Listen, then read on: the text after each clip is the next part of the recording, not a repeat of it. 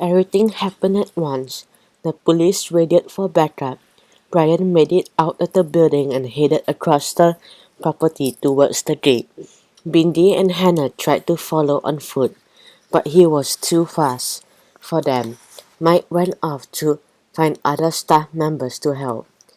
Tabu was waiting outside the with the three horses tethered nearby. Brian saw the horses and untied Pippi's rein from the fence before Tabu could stop him. He hastily mounted and tried to take off, but Pippi took offense at being treated so roughly. She pinned her ears back and gave a sharp bark. Brian managed to hold on and used the ends of the reins to let the horse know just who was boss.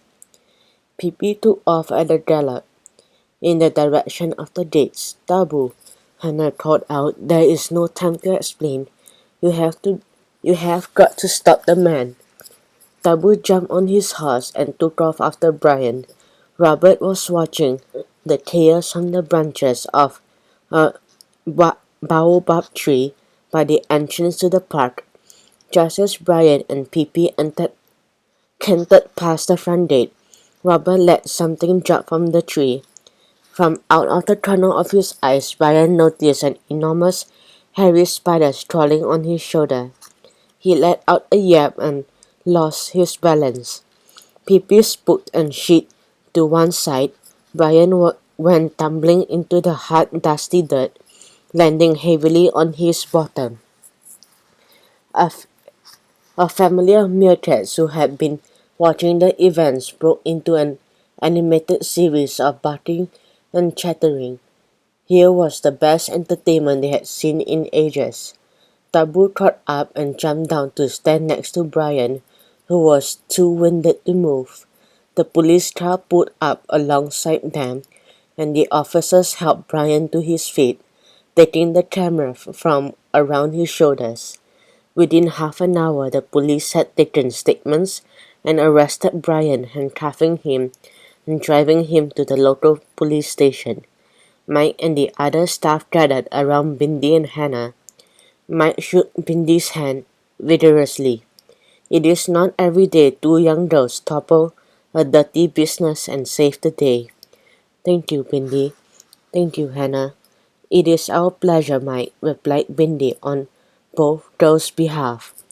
Us helpless little girls can be quite useful sometimes. Mike laughed.